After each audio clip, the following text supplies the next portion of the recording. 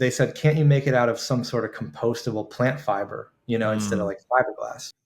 Now, this is the packaging team that's telling you this information, right? Yeah. Yep. Okay. And it's usually like packaging, logistics, food safety, warehouse operations, and Mhm. finance. You're getting like a cross section of that group. And in these early days with these customers, people were wearing a lot of hats. So we went back to Brian's house, and as I remember it, we just basically went on Google and said, what are the largest, most abundant sources of plant fiber? You get the usual ones like cotton comes up, and you get coconut and bamboo and different sisal and hemp. But the one that stuck out to us was this fiber called jute, Jute. And it's used in a lot of burlap and burlap bags and twine and rope and stuff like that. And it's like very, very abundant in like Mhm. Southeast Asia and other parts of the world. But you don't really see a lot of it here in the US, except for sometimes. If you look at how coffee's imported into the US, it's in these big, Right. giant bags. And those bags are basically useless, once you dump out the beans. So I actually went and visited Keurig and asked if we can have all their bags, once they are finished. Seriously, because what Yeah. they would have gone, they would have gone to a landfill. They would have gone as They a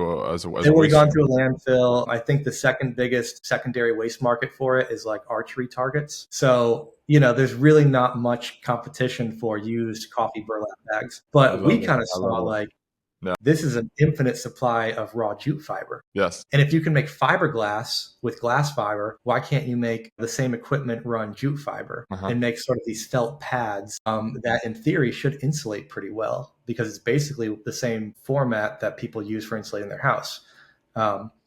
So all these kind of crazy ideas coalesced into us getting our hands on a lot of jute fiber, sending it to a company that used to make bedding, cotton bedding for prison mattresses. And they were like, yeah, we can run this fiber and we can make insulation for you.